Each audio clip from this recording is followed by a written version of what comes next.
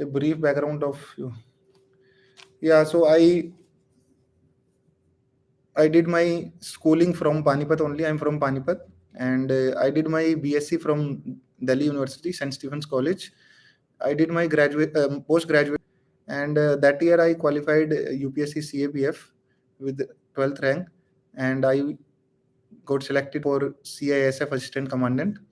In the next attempt, I qualified prelims, but I could not qualify mains.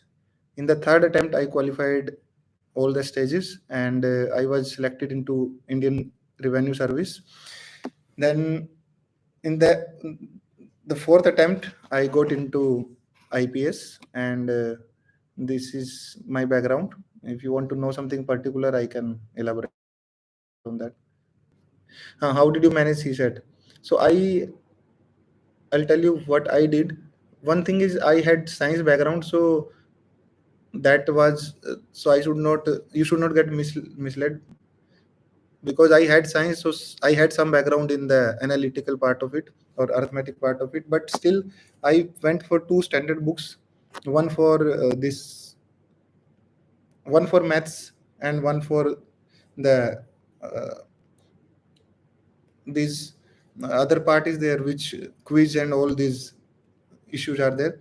So I went for those standard books and did stand, and I mastered almost 10 these profit and loss, time, all those questions are there. So those I practiced. Second was loss, time, all those questions are there. So those I practiced. Second was this reasoning book. So standard reasoning book I followed, and you don't have to cover that very difficult or very difficult questions. What you have to do is go for the simple and medium difficulty questions. If you are able to solve those, then you can uh, easily pass the CSAT exam, and that way you will not waste your time also. So this is what I did. No, I did not give, and I'm not no more giving any attempts. I'm happy with IPS.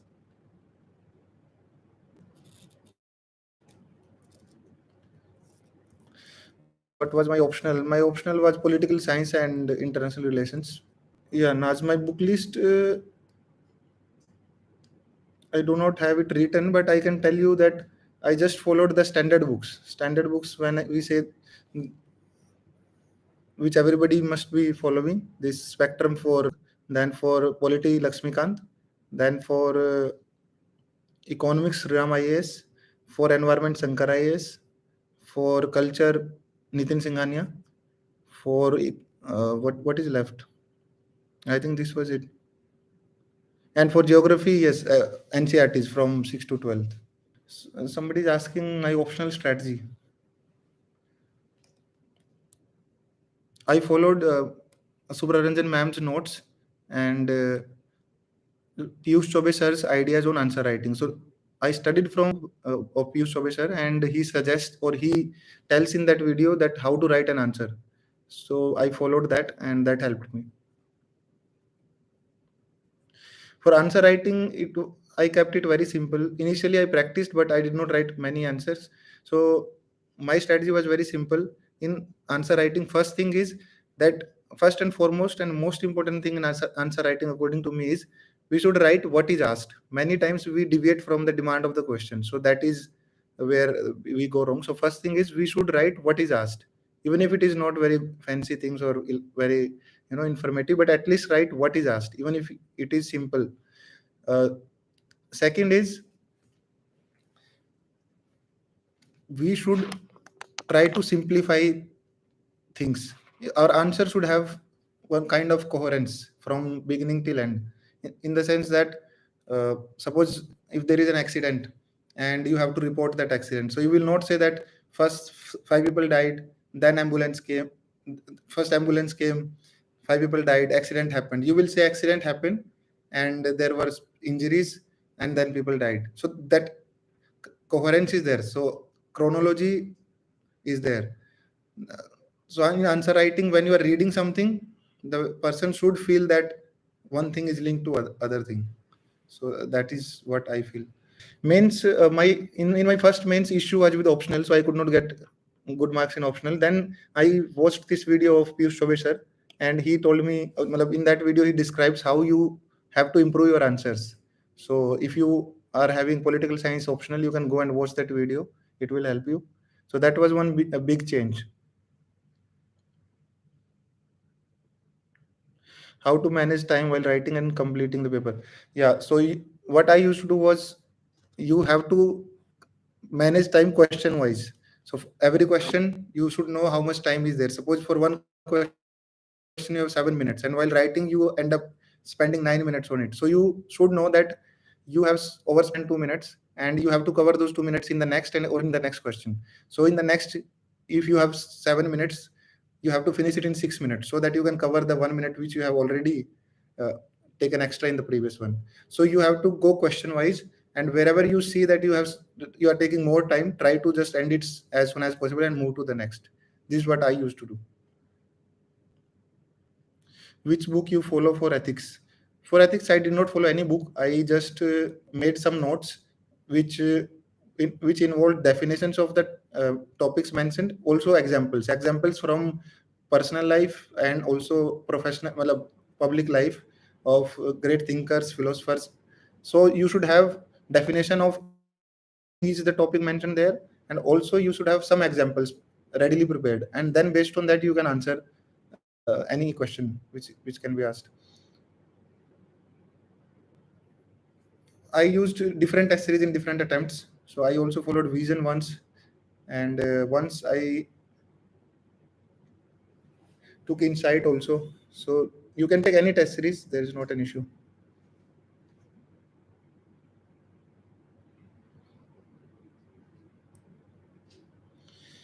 Did you write answers in parts like 10 markers, 2 parts, and 15 markers, 3 parts? Yeah. So you have to assess how many questions are there in one question. So sometimes there'll be 3 questions. Sometimes there'll be 2 questions. So you should answer all the subparts of the answer separately. So suppose it is asked that what are the problems and solutions. So this is very simple example. What are the problems and solutions of farming in India? Suppose, so you should discuss both separately. What are the problems? What are the solutions? It's just an example. It will be little complex questions, but you should answer all the subparts separately. Share your NP experience. NP is good. It's very hectic, and once you come to NP, you realize that preparation is easy, and this training is very tough. But you enjoy also. You make good friends. You play many sports, and that routine is there. That way, it prepares you for the challenge ahead. But I must tell you that it's not easy at all.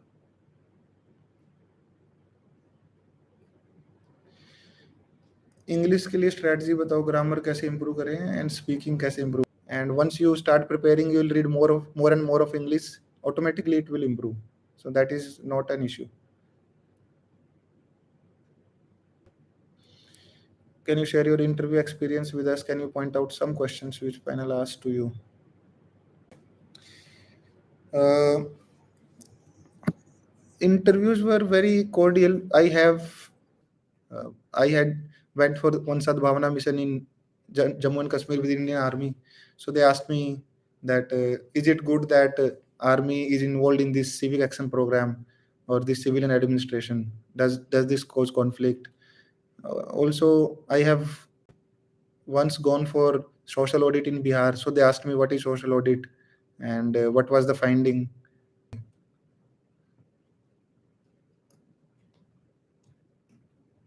Which is my cadre? My cadre is Kerala.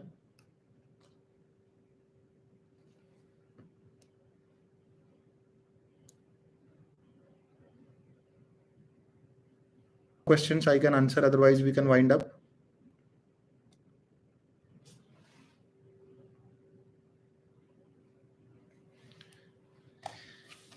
One thing I would like to share, that which everybody says also, but I would like to reassure you, repeated attempts, they are not good enough or they lack something. It is just that there are limited seats and only limited people can qualify. You should, if you are serious about the preparation, go for it, give your 100%. But at the same time, if you do not get selected, do not get disheartened, and always have some other thing that you will do good in your life. So that give ethics strategy. Jagriti is asking, yes, ethics. In my 4 attempts, in my first and last attempt, I got very good marks in ethics. But in the second and third, my score was not very good. So I'll tell you what my score. What happened was that in ethics, they are trying to test. For ethics is just know the definition of all the topics mentioned. Suppose there is attitude, so you should know what is attitude. If there is uh, ethics, sorry, if there is integrity, you should know what is integrity. Then you should have some examples of integrity. Suppose I'll give some example. So integrity means, let's say, wholeness of character. When there is no difference in your what you think, what you speak, what you do, so that can be called as integrity. So there are many examples. One example is when this Chori Chora incident happened, uh, Mahatma Gandhi took back this non-cooperation movement, and because he believed in non-violence, and as soon as there was as soon as there was violence, he took back the movement. Similarly, there are many examples. Kautilya is another example. He used to he was There's a story that he was doing some official work using this official lamp, and when Megasthenes came to meet him, so he turned off that lamp, and then he lit another lamp, saying that this is official lamp and I cannot use this for my personal meeting. So this is kind of examples of integrity. Another example is there, Mr. Manmohan Singh, our former prime minister. So he once, a friend of his came to meet him, and he asked him to use his official vehicle for dropping him, but he denied. Though he was his friend, but he said that official vehicle cannot be used for personal use. So that kind of examples of integrity, you should have ready-made examples. So whenever you are talking or you are writing, you should write as many examples as possible. So that is another thing. So easy thing is that know the definitions, know the examples, and then when you're writing, just write freely. Do not manufacture points. Suppose we start writing points, it will improve efficiency, it will improve uh, let's say transparency. These kind of points will not help, does not help in getting good marks. You should write complete sentence that okay, by implementing this measure, transparency will improve because people will have chance to ask questions, or they can. So it's like that, write complete sentences instead of writing these pointers do not help in ethics. This is what at least I felt. And in the second and third attempt, I somehow you started using those pointers. It did not help me. In the fourth attempt, I went for the long sentences, like complete expression of my thoughts. It helped me in getting good marks.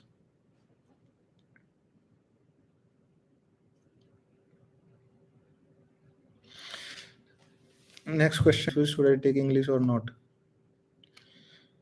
See, this should not be a big issue. You should decide in which you feel confident, and once you decide, you should do some preparation for that.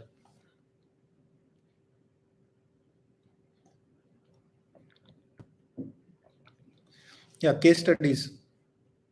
In case studies, I used to follow a simple approach. Do not write these extra things people say. First, you write, in the beginning, stakeholders and this and that. Just start with a simple thing, analyzing the issue. Your intro should tell the examiner that you have understood that there is a problem. So every case study involves some ethical issue. What is at stake? So your case study should have these points. First thing, it should be able to resolve that problem.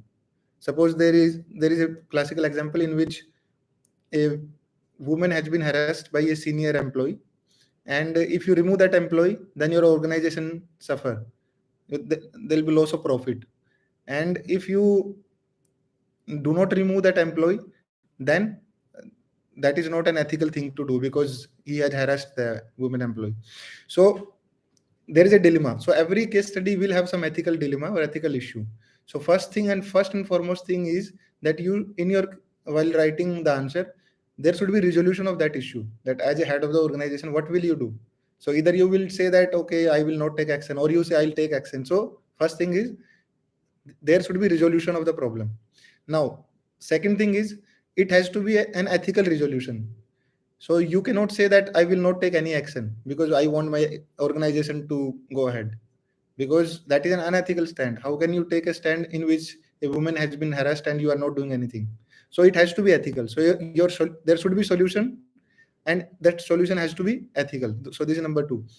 Then by taking that ethical stand, there'll be some problem, because when you take action, your efficiency, your organization will suffer. So what you have to do is third point, you have to give some alternative or some solution to that problem which is arising because of your ethical solution.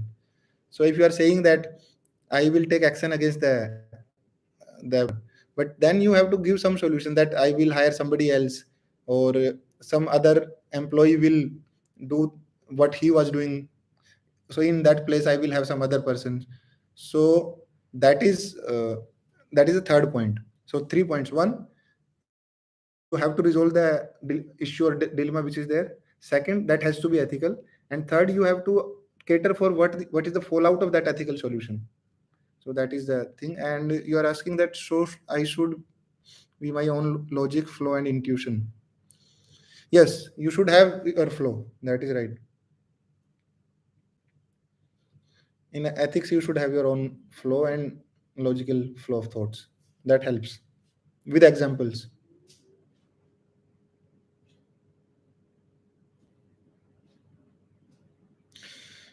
My timetable during preparation days. See, I used to follow the simple formula. I used to study three things in a day. In the first half, I will take one static subject. Let's say I'm reading, suppose, history. So for first half of the time, I will be reading history, and I'll be studying at one place, maybe in my room or maybe in library. Then I'll take a break of 1 2 hours or whatever during lunchtime. I'll take a nap also. And then in the second half, I'll be reading a new subject and at a new place. Maybe suppose if I was reading at my room, then I'll go to library, and I'll be reading some other subject. Let's say I am reading economics in the evening. So these two, and always at the night for 1 or 2 hours, I used to study current affairs. The reason of keeping uh, these current affairs in the night was current affairs are always interesting to read. There is something new happening, and we enjoy that. And in the night, our energy is low, we are exhausted. At that time, if we get some new information, we feel happy. So that was the reason I used to keep that at the night. So this is how I used to follow, and generally, this was the case. Essay strategy. Essay, I would not like to speak much because I could never score well in essay. So I would suggest you to ask somebody else who has mastered this art. Essay, I could never master. So I would not like to answer that. I did not understand your question. What was your learning process for subjects? Could you maybe describe it in a different way? This question always comes: how many hours an aspirant should target to study?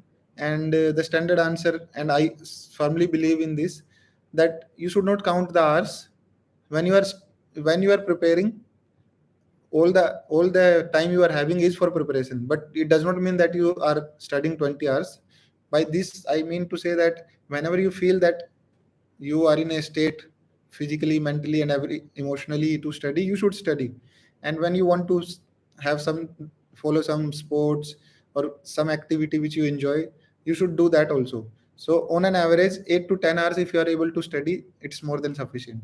This is what I feel. Time management कैसे करें?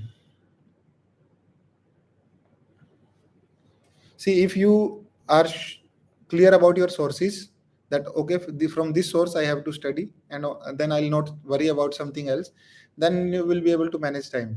But if you go for different sources every time, then it will create a problem. So you have to restrict yourself to standard sources, choose your source based on your wisdom, but stick to that source and be content. Revise it again and again. Then you will be able to manage time.